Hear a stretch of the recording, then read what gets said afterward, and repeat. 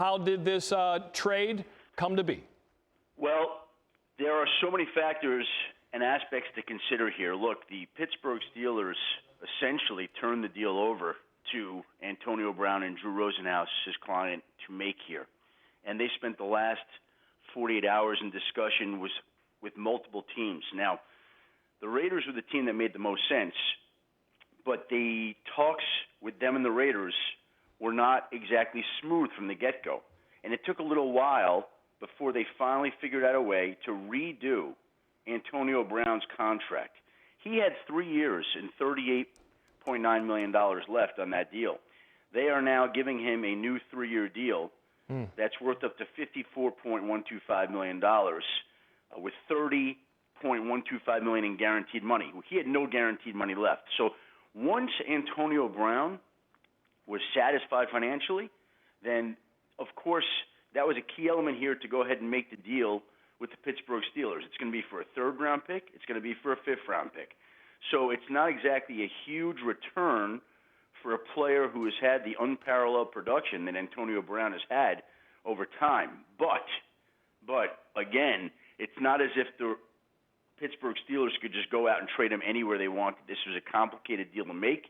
We saw how long it took him to get it in place. The Steelers initially thought that they could get the deal done and expected it to get done by Friday. That didn't happen.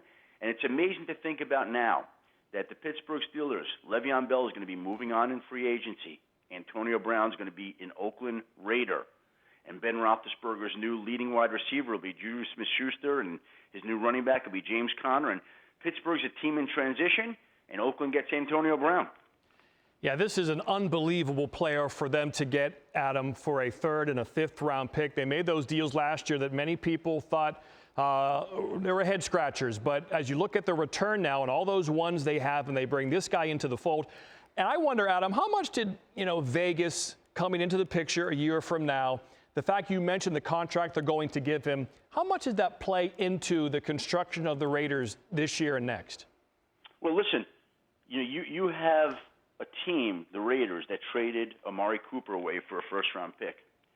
And in return, they go and trade a third and a fifth-round pick for Antonio Brown. So, again, just put the two items in two separate ledgers. Would you rather have basically Antonio Brown and an additional one, or would you rather have Amari Cooper minus the 3 and the 5? That's basically what it comes down to here. And the Raiders are a team here that knows it has an awful lot of work to do. They've got to rebuild that roster right now.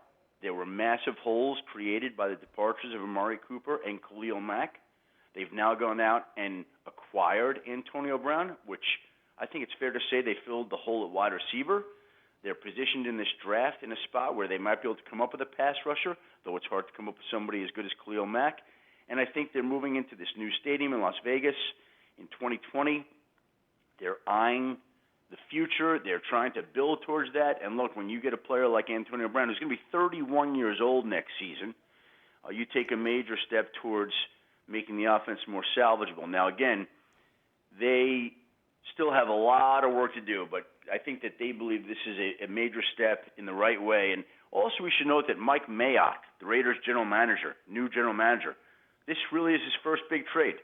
And if your first big trade is going to be for Antonio Brown trading a third and fifth round pick, that's not a bad way to start it out.